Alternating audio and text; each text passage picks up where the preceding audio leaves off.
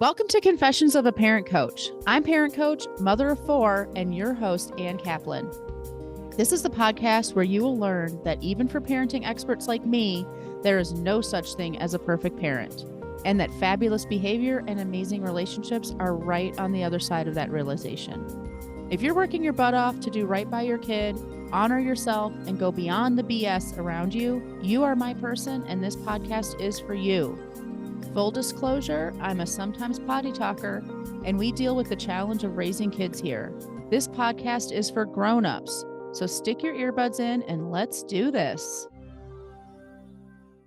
Hey, everybody. Welcome back to another episode of the Confessions of a Parent Coach podcast. I'm so excited to be here with you guys. I got my swanky recording set up all plugged in. So I look really legit if you're watching the video, and I hopefully sound legit too if you're just listening along, which I think is probably most of us, right?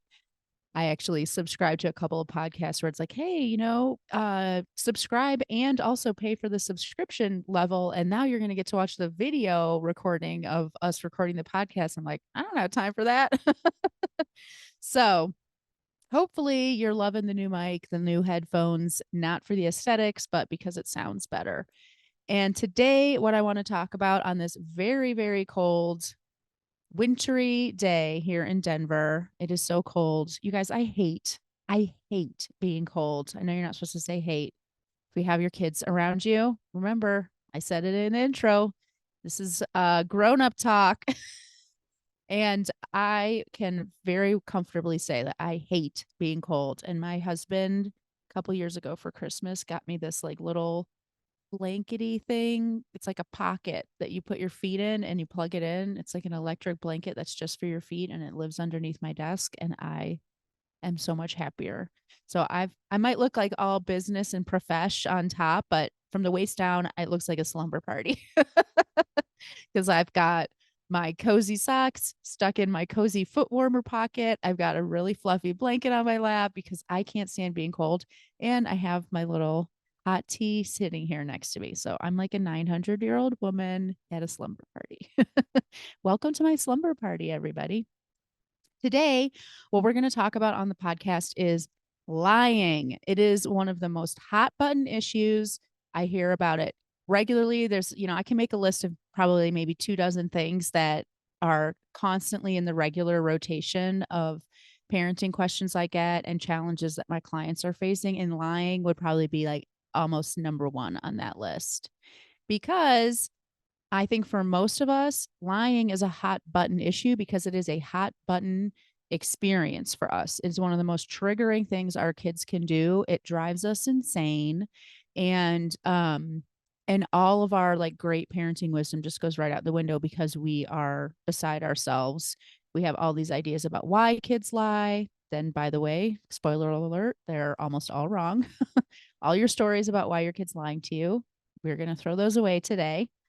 Um, so we have all these stories that upset us. I think a lot of stories about ourselves when our kids lie, because that's what we love to do, right? As moms, we just like to tell a story about ourselves and our fitness as parents based on our kids' behavior. That's kind of our jam. And then we get upset and we wind up parenting in really useless ways. So we're going to talk about that today. We're going to talk about why kids lie. We're going to talk about how to handle it, and also how to manage our own emotions and nervous systems when our kids lie, because that is job number one always in any parenting situation. Lying is just a harder parenting situation because it's harder for us to manage our emotions around it. So we're going to talk about all that good stuff. But hey, this podcast is called Confessions of a Parent Coach, so I better have a confession. So here comes my confession. A couple of years ago, my oldest, who's a senior in high school right now, is a freshman, and he started lying. We had never dealt with lying in our family. And of course, my, stuck up egocentric self thought, well, that's just because I really, did all the right things. I'm a parent coach. Of course, I've been parenting so well that we've never had to deal with lying before in our family. Yeah, forget about that. That was false. Parenting is just like a constant stream of bites of humble pie, in my opinion. And this was no exception. So Elijah started lying. He was lying about a lot of stuff. And I talk about lying, I'm talking about he didn't just tell lies about like, did you do your homework or did you clean your room or whatever. His lies were, I got a job. And because we had never dealt with lying before, we had no suspicion of him being disingenuous. We believed him for months that he had a job when he was really leaving the house to go smoke weed at a friend's house or whatever. All the things that were not having a job. Meanwhile, we're at home being like, we're so proud of you. This is so great. I know it was hard for you to get this job and you did it. You know, this is amazing. And you want to know, here's real confession time. Like, I'm actually kind of sweating a little bit telling you this. It wasn't just we believed him. Like, we were total rubes. Like, it was supposedly a free internship that I mean, not a free internship, an unpaid internship that he got. Well, we wanted to reward him for the fact that he had gotten this job. And so we were like, you know what? For every hour you work, we are going to pay you $5. So we're supporting you in having this internship. You're not going to have to struggle or give up the internship because you need money, you know. So not only did we believe this lie, we're just complete and utter idiots. Like, he made the biggest fool of us. And I want you to imagine how you would feel if you discovered this magnitude of deceit from your kid. And not only this magnitude of deceit, but that you had been the complete and utter brunt, the laughing stock of this deceit. And he was pretty good at lying. Like, he would come home and be like, today I learned how to bleed brakes. His supposed job was at a bike shop.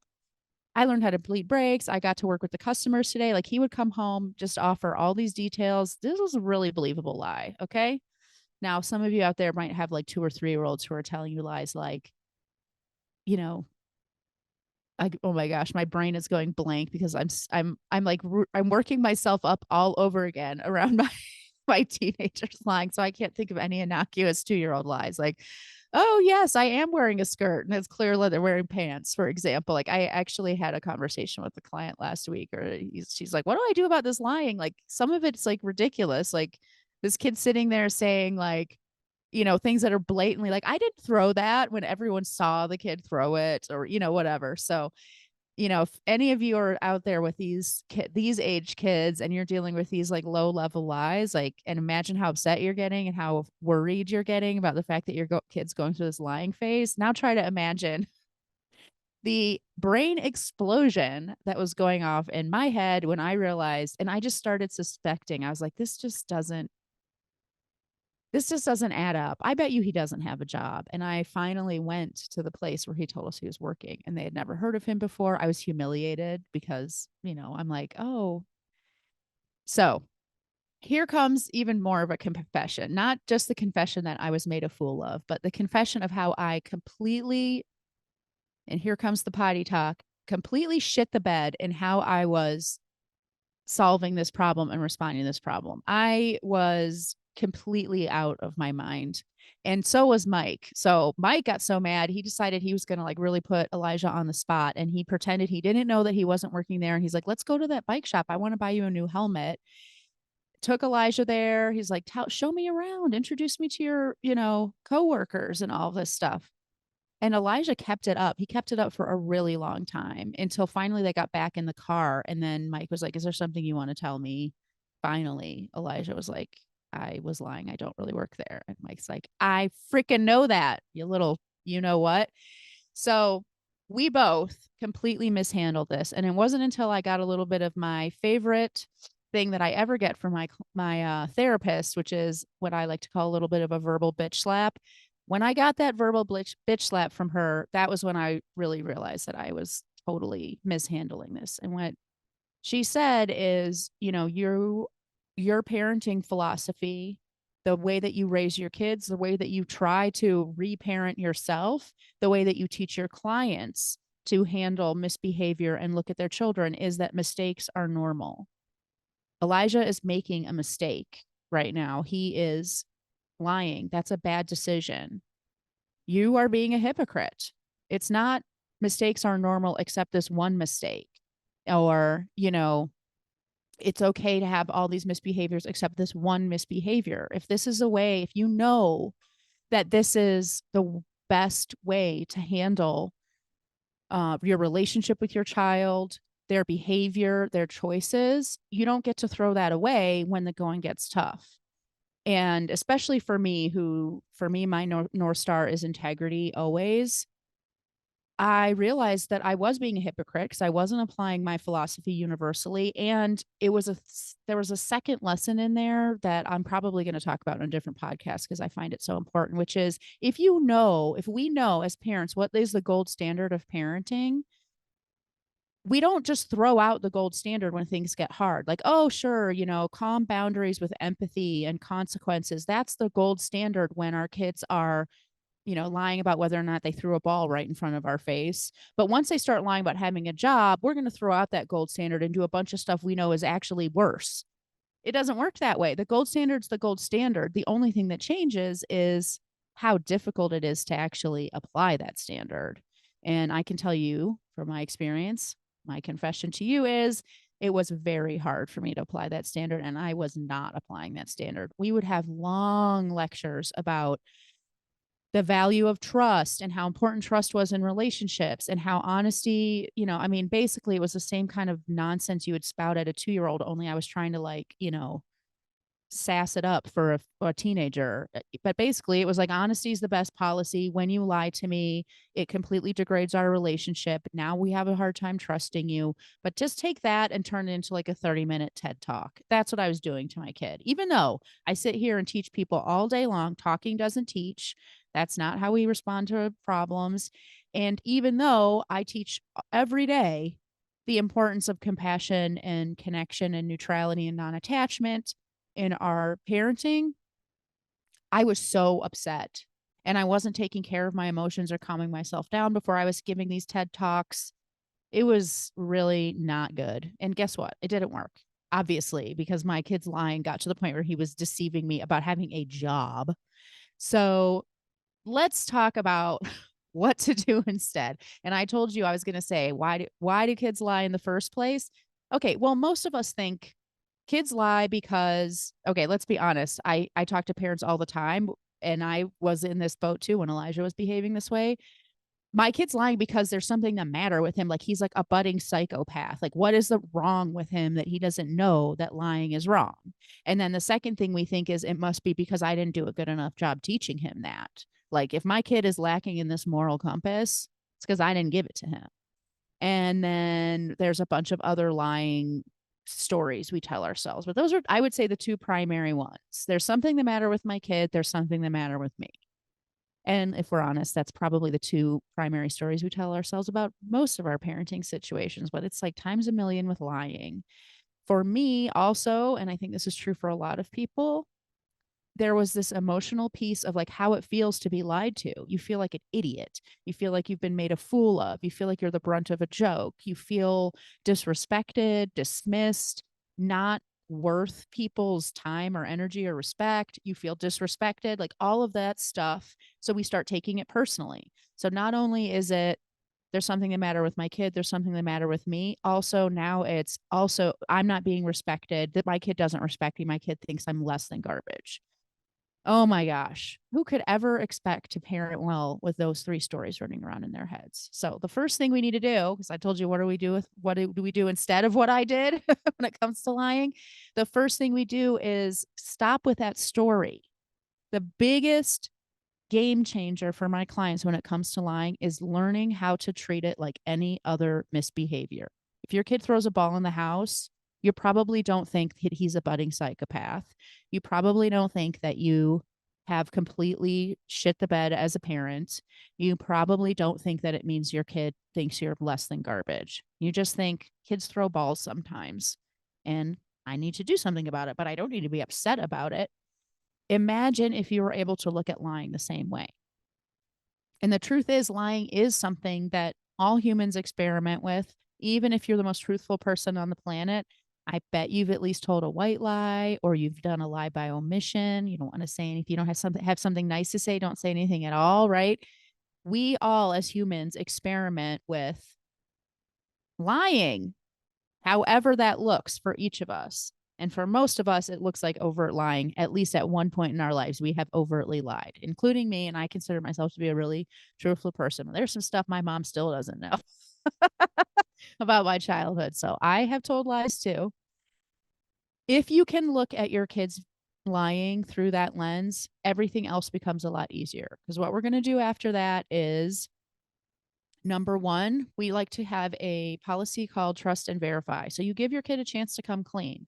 And we never, ever, ever tell our kid, you're lying, or you are telling a lie, or that's a lie, or anything like that. Because we want this to be always, when we're having conversations with our kid, we want it to be an I conversation, not a you conversation. And that's a little bit counterintuitive because at the same time, I'm going to be telling you to tune into your child. Don't make it about you. But when you speak for yourself.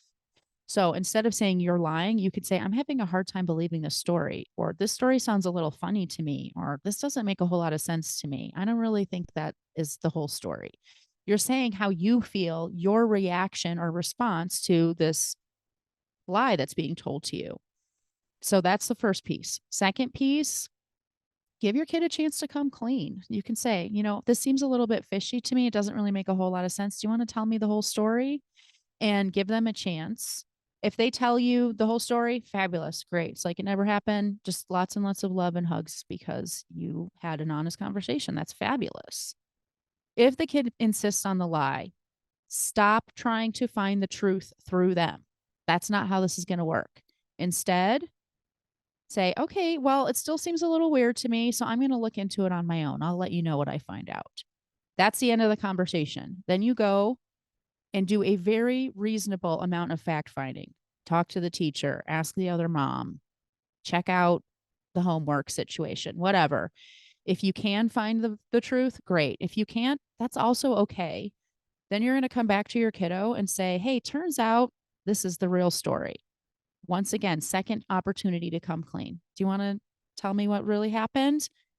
And if they still commit to their lie, that's fine. That's it. That's their choice. That's the mistake that they've made. That's the bad decision they've made. And you need to respect their decision. Instead of trying to verbally bludgeon them into telling you the truth, respect their choice to have misbehaved. They chose to misbehave.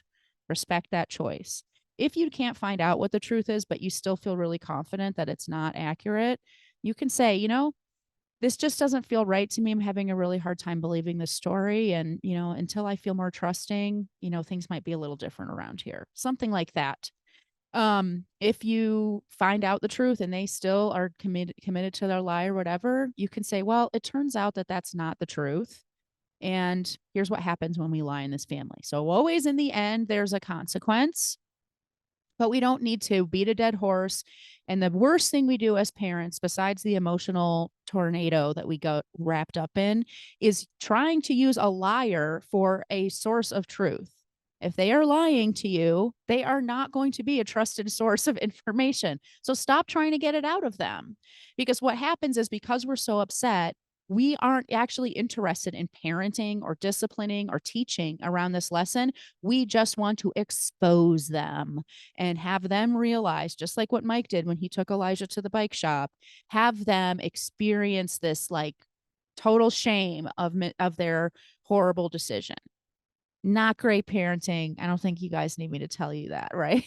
So these are the things that I want you to think about when it comes to lying. It's a misbehavior, just like anything else. And whatever else you need to do to get yourself back down to your baseline before you respond about this. Then use the trust and verify approach, and then think about what is the consequence for lying. And that's a different answer for everybody. That's a matter for a different podcast. But I'm going to leave it at that. And then just like always, I always answer a question from the listener. And today I've got my question written down. Kimberly asks, in the midst of a tantrum with my 6-year-old, she got sent to bed early for disrespecting us and hitting me. My question is, do you ever have delayed consequences? For example, I'm strongly considering taking away screen time for the day, but I'm not sure if this would be a good idea. So the answer, Kimberly, is two things. One, yes, delayed consequences, that's a total thing. If you're working with me, we talk about when it's age appropriate to start using delayed consequences, a 6-year-old usually, and how we actually use delayed consequences. And if you work with me, we'll walk you through that step by step. Maybe there'll be a future podcast about it, but I'll leave that there for now in terms of delayed consequences. But what you're talking about is, for lack of to not put too fine a point on it, beating a dead horse. You've already given her a consequence. The reason why you want to pile on consequences isn't because you think it's going to teach her more, even though your brain is going to tell you that's why you want to do it. The real reason why is because this is really upsetting. And that's why I picked this question for this topic of lying, because even though lying and disrespect might be slightly different, the emotional roller coaster we go on as parents when it happens is very similar. And then we start being like the punitive drill sergeant. Okay, you're going to your room, you get sent to bed early. It sounds like Kimberly came up with a fantastic consequence, but that's not enough. Because what we're doing when we do this is we are parenting to manage our emotions instead of managing our emotions so that we can parent. I'm still pissed that you disrespected me. So obviously I didn't discipline you enough yet, because if I had, I wouldn't feel this way. Right? So call yourself out, be onto yourself about that. And I think this was like super meaty podcast episode, tons of great information in here. If you want your question answered on the podcast, just go to my website, AnnKaplanParentCoach.com, and contact me. Put podcast question in the subject title, and I will answer your question on the air, or on the recording, I should say. Have a great day, everybody, and I'll see you next time. Bye. The episode is over, but there's more waiting for you. You can grab my free workbook, Getting Kids to Listen the First Time, that walks you through the fundamental principles I teach all of my clients and applies them to this very universal parenting challenge. So if you're sick of repeating yourself all day long, or just want to learn more about my style, you'll definitely want to go to bit.ly/kidswholisten. And if you're ready to work with me, let's meet. Set up a free call at bit.ly/KaplanCall, and let's create an action plan that gets you exactly where you want to go. And of course, links to all this goodness are in the show notes. Thanks for joining, and I'll see you next time.